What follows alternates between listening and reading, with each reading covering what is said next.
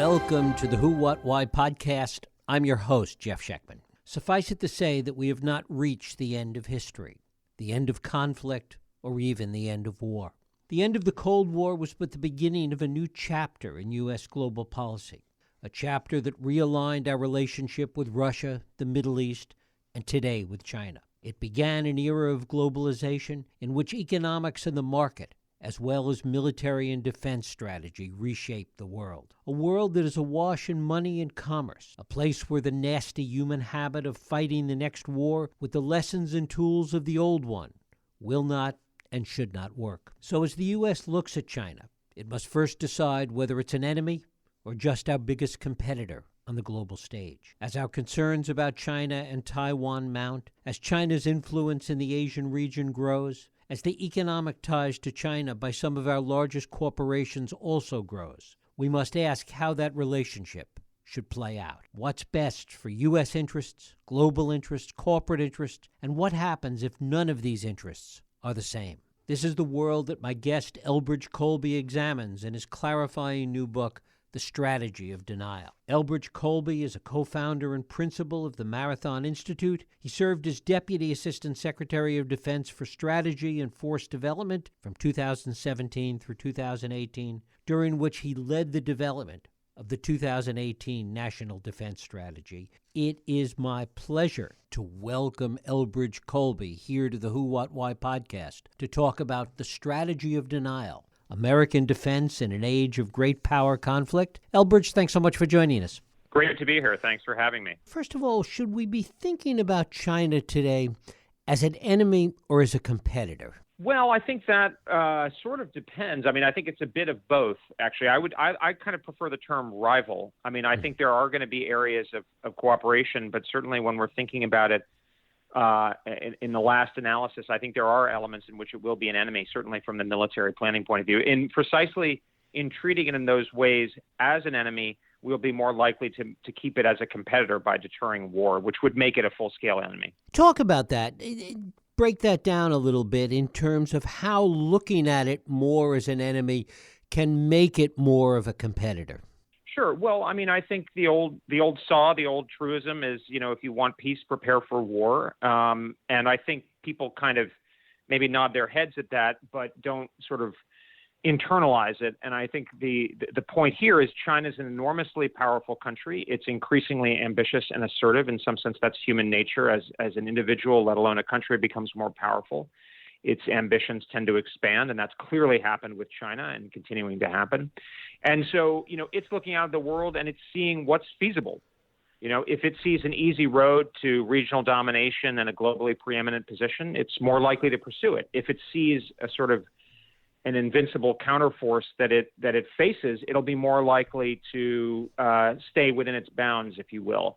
And so in order to keep it to the latter course, the one where it respects other countries' rights and prerogatives, we have to be prepared to fight it. And I think that clarity is what I tried to, as you kindly said, that sort of detailed assessment of how China did take those ambitions and use military force to pursue them, how we could defeat that effort. We need to think that through very, very clearly and carefully.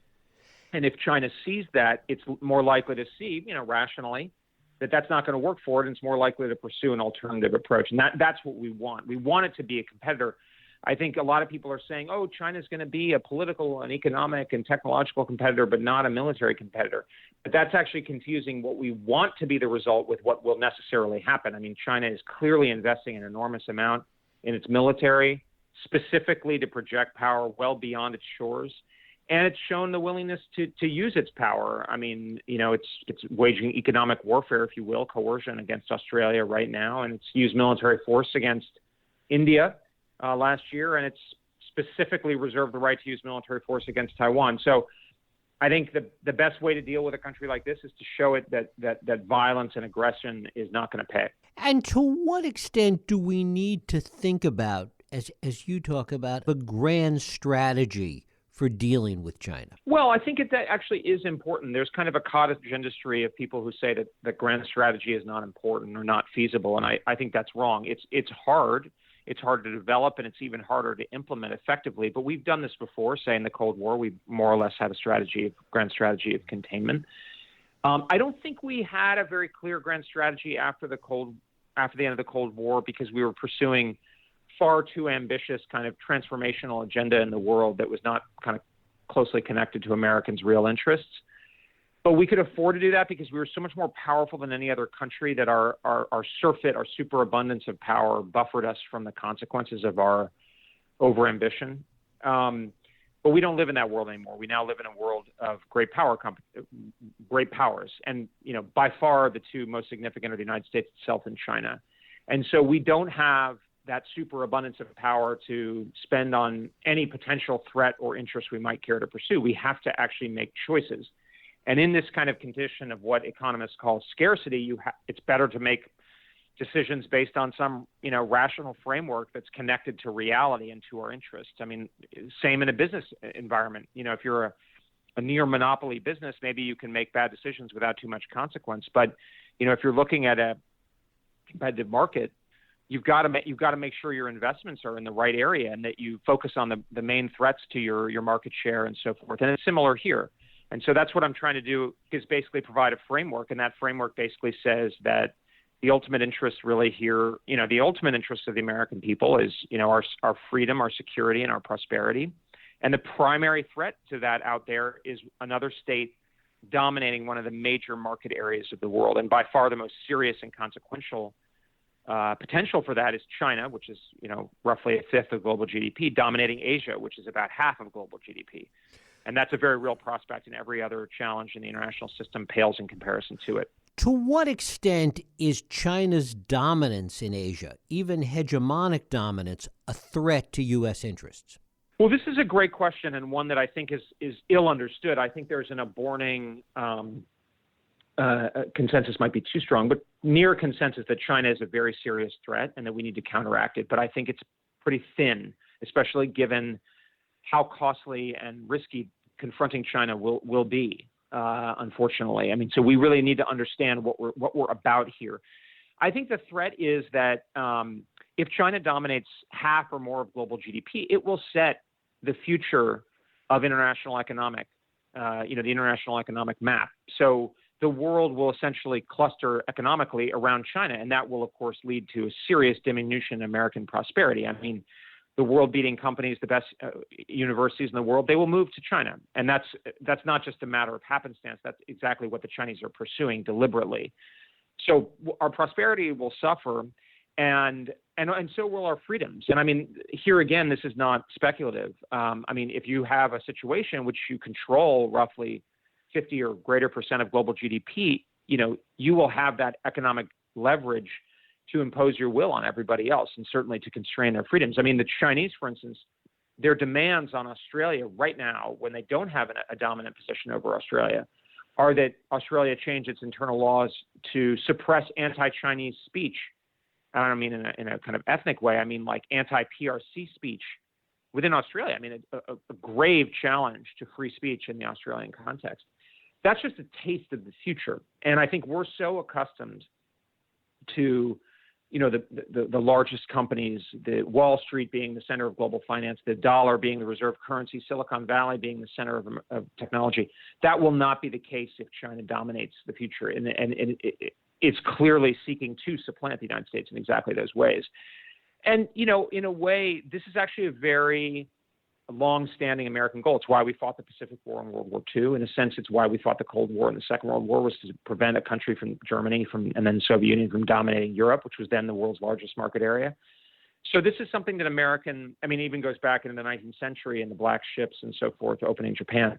We need to make sure that we are able to trade and operate freely in the world's key markets. And this is what China threatens us with, and it will have very, very immediate and concrete ramifications, again, not only for our prosperity, but for our freedoms ultimately. Don't we currently have, though, the nuclear option with respect to China with regards to dollar flow, part of the SWIFT system, all of the things that we could cut off from China in a moment that could literally paralyze their country? Well, it would paralyze us too. I actually think in an economic war between the United States and China, I think we very well might lose. I mean, who's more dependent on whom? I'm not sure. I mean, a lot of our goods that we purchase are made in China. I mean, down to like face masks and other, PPE kind of stuff. But a lot of the stuff we buy on Amazon, but even more, up the value chain now. And also, who's more resolute and resilient in the context of a sort of a mutual blockade situation? It might be a metaphorical blockade, but I think it might be China. I don't know. I mean, if we're fighting over Taiwan or Philippines or something like that, who's going to care more? Because those mutual economic blockades will, come down to who's firmer on the issues. I also think China's, made enormous progress. They're not as vulnerable to us as they were 20 years ago, 10 years ago. And value chains and financial chains would likely adapt. I mean, the role of the dollar, the SWIFT system, presumably China and Russia and others over time are going to look for alternatives. There's already evidence of that. That might be difficult for them, but in the context of an economic war, they would probably go the extra mile. So I think we're more in like a situation of mutual assured destruction economically. I'm not sure either of us who would win, but I don't think it's a trump card for us, for sure. How much do we really understand about what's going on in China? And I say it in the context of the Cold War experience, where so many decisions that we made, we now know with the benefit of hindsight, really were made without a really clear understanding of what was happening in the former Soviet Union. Well, I think we know a lot more about contemporary China than we knew about the USSR. I mean, we knew next to nothing about the USSR, certainly, in the sort of the depths of the Cold War in the 40s, 50s, so forth. I think we know a pretty good amount about the Chinese market and the facts on the ground. I mean, you can see it reported. Obviously, there are fewer reporters than there used to be. That might be changing. I'm skeptical how much we know about decision making in Zhongnanhai, and we're in the sort of headquarters of the PRC government. So I don't know. I mean, I think we have a sense, but I think this is a very, at the end of the day, the Chinese Communist Party, which is the leadership structure of the state. I mean, it's a party state. We might not take that Marxist-Leninist aspect seriously, but I think Xi Jinping does. And they're obsessed with secrecy. Certainly all communist parties are obsessed with secrecy, but certainly the Chinese Communist Party and deception and so forth. So, in my book, I actually try to be somewhat agnostic on interpretations of Chinese decision-making, because I think we're likely to not have a great handle. And I tend actually to be quite skeptical of people who speak with great confidence about how China is going to behave. I don't know.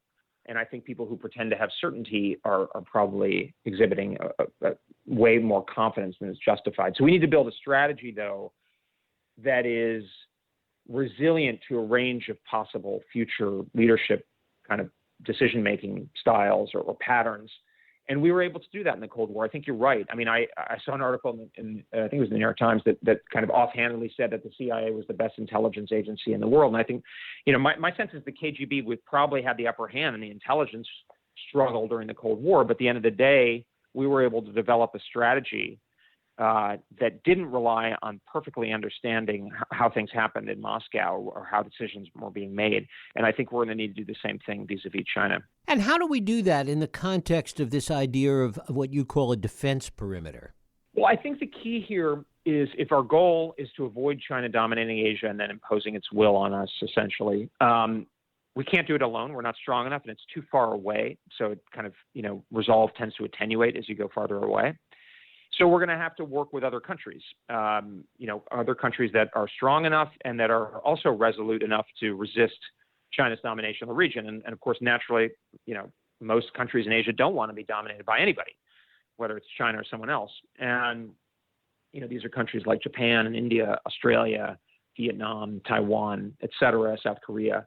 We need to work together with those countries to have a coalition that is strong enough that it can stand up and resist China's domineering behavior and demands. The problem is that, China's aware of that. And so China has a strategy, probably, which is to kind of break that coalition apart, to kind of collapse it, if you will, short circuit it.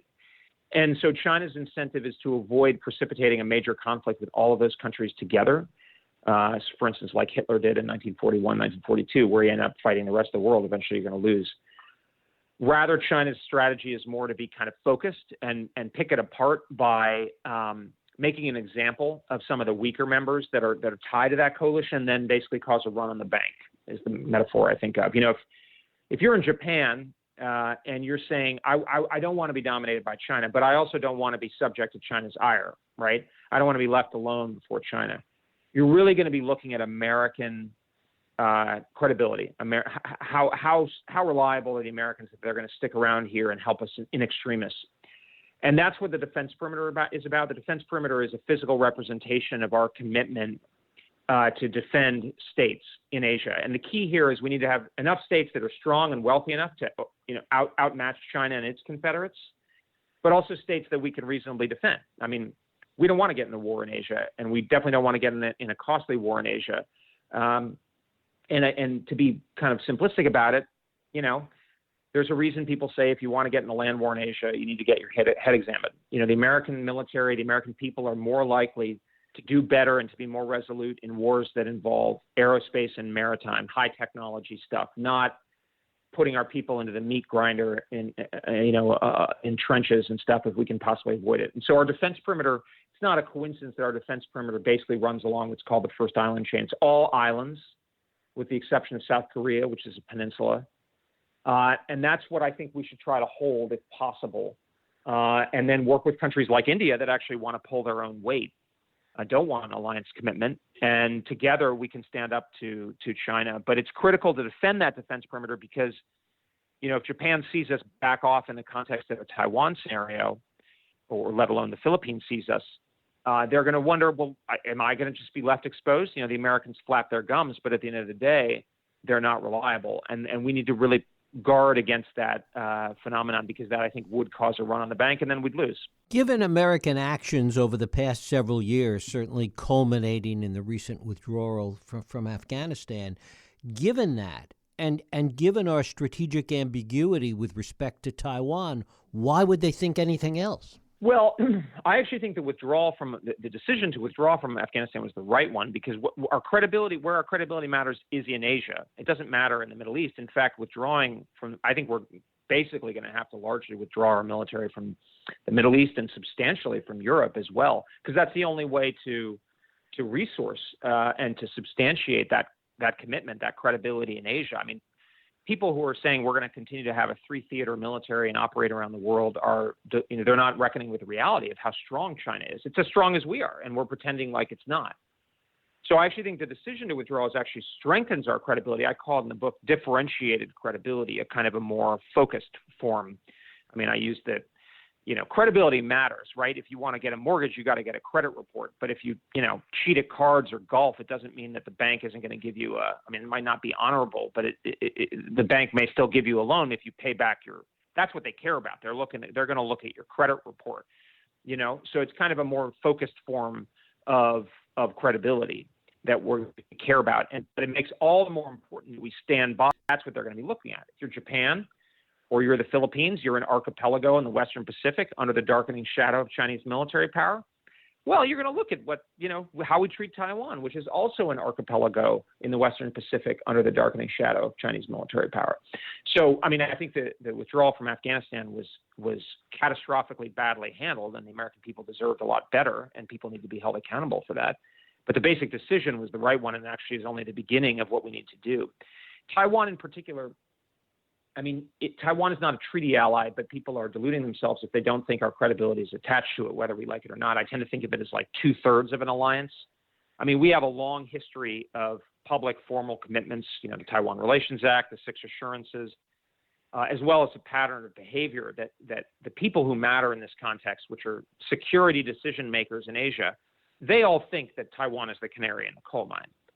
So, the fact that it's not an ally is only part of the story. So I think that's, my view is that the decision to defend Taiwan is not cut and dry. It's not 100-0. It's more like 70-30. But if Taiwan were to fall to China, it would be very damaging to our position. And in fact, we would have to do even more dramatic things. So the best course of action is to be able to defend Taiwan alongside its own efforts, but to do so in a way that correlates the costs and risks of the effort with our interests in it. And that means really focusing, all the more need to focus on it in a way that I call denial defense. How much of our interest with respect to Taiwan is really on the economic side, though? I mean, if Taiwan Semi didn't exist, would we even care at this point? I think so. I think the semiconductor thing is important, but the importance of Taiwan is, one, that connection to our credibility, and also the island itself is significant militarily. It's at the center of what's called that first island chain, which is Japan, Taiwan, the Philippines, basically. It's been the kind of core of our military position since the Second World War. If China were to subordinate Taiwan, it would have basically the ability to project military power into the Central Pacific. So we would be thinking again of Pacific War-like scenarios, and the defense of Japan, South Korea, and the Philippines would become a lot harder. I mean, I think semiconductors the supply chains would, with difficulty, adapt. But I don't think the semiconductor issue is central to the Taiwan scenario. But I mean, obviously, it's, people who are working, or all of us wanting to buy a car or a refrigerator or whatever. I mean, the key point here is that it's not about the semiconductors, the ultimate decision, but it will have a big impact on the semiconductor supply chain, whatever happens. Is there a mismatch now between the kind of strategy you're talking about and our actual power at the moment? Well, I wouldn't say. I think my strategy is matched to our actual power. I would say that the strategy that we're in practice pursuing right now is mismatched to our power. Now, I worked a lot on the 2018 National Defense Strategy, so the formal strategy adopted in the last administration was very consistent with what I'm arguing. The reality, though, was different. I mean, that's why I made the point about implementation. I mean, there was a lot of resistance and foot dragging and so forth, and people not kind of fully buying in or internalizing it. I mean, hence our heavy presence in the Middle East and our continued heavy presence in Europe. I mean, I think the reality is that, by purchasing power parity metrics, by how much you can buy as an individual, China's already a larger economy than we are. And that tends to be what matters in the military context, because China's not buying weapon systems from us. It's sourcing them internally, or maybe from the Russians, right? So what matters is how far that yuan goes. And that yuan goes a lot farther than our dollar, especially given labor costs and all this kind of thing.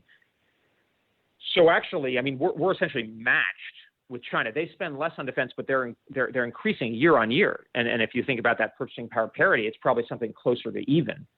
And then yet we're acting as if we've got a multi-theater thing. And the current administration, I think they're right to get out of Afghanistan, although they've handled it very badly, but they still have presence in other parts of the Gulf, for instance, and in Europe. Now, I think they may be trying to move that, but at this point, I actually think we passed the point where we could do this transition gracefully.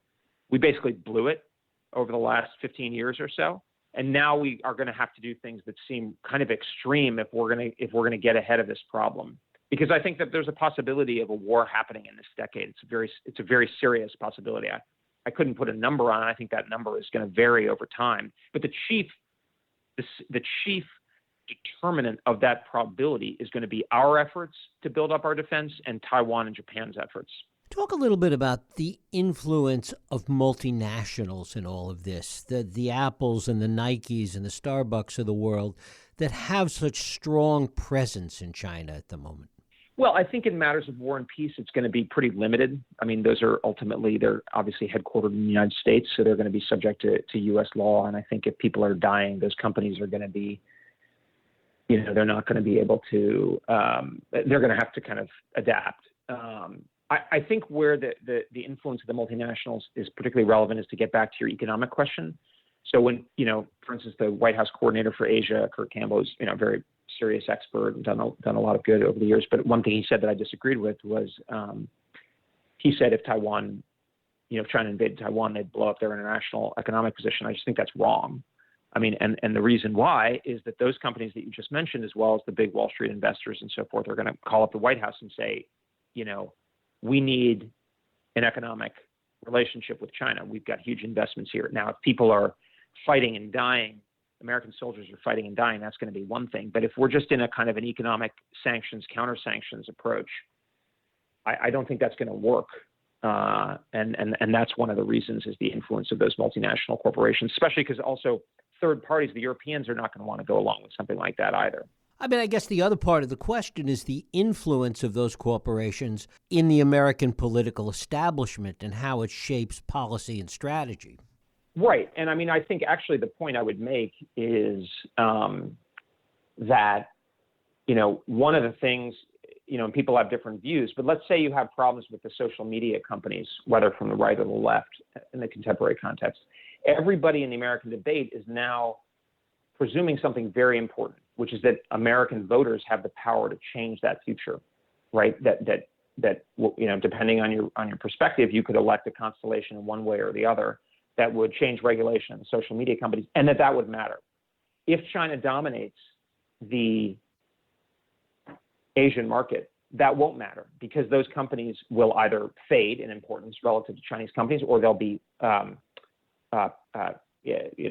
acquired by Chinese companies or Chinese subsidiaries or what have you. And then the future will not be determined in Washington or Sacramento or Austin or where have you. It's going to be determined in Beijing or wherever those, they make those decisions in China. And I think that's a really important point that people don't kind of register, that we're so accustomed to being masters of our own fate. And that's at issue right now. And finally, talk a little bit about this idea of this defensive kind of hegemonic, anti-hegemonic coalition, and whether or not these other Asian nations that you talk about can be counted on to want to be part of that coalition as opposed to cutting their own deals with China. Well, that's the dynamic that we face. I mean, I don't think they can be counted on. I think countries like Japan and India and Australia are likely to be strong and stand up for their autonomy, although who knows? And I think those decisions are going to be based on the cost benefit that they perceive.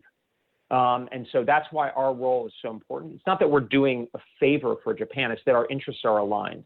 Neither of us wants to be dominated by China, but if the Japanese feel that at the end of the day, let alone the South Koreans or the Philippines or the Vietnam, if those countries feel that if they stand up, they're only going to suffer, they're going to be very likely to cut a deal. That's just rational. And so it's critical now that we step forward and we demonstrate that we're going to stick there and be with them, and that we are going to kind of be prepared to take a confrontational approach with China. Because what these countries really fear is that we will, at the end of the day, do something like what's called a G2, which is to basically, make a deal with China and not be prepared to stand up when the chips are down. Because the thing for us is we can say all we want, we can flap our gums, but at the end of the day, if push comes to shove and it turns out we're bluffing, the ones left holding the bag will be the countries that live there. We can always come home in America and it'll be a lot worse, but we'll survive as an independent entity. That's not necessarily true for countries in the region. So their cost benefit is really important, and this is one of the reasons to really focus on the region right now. Elbridge Colby, the book is The Strategy of Denial: American Defense in an Age of Great Power Conflict. Elbridge, I thank you so much for spending time with us. Thanks very much. It was a pleasure. Thank you. And thank you for listening and joining us here on the Who, What, Why podcast. I hope you join us next week for another Radio Who, What, Why podcast. I'm Jeff Sheckman. If you like this podcast, please feel free to share and help others find it by rating and reviewing it on iTunes. You can also support this podcast and all the work we do by going to whowhatwhy.org/donate.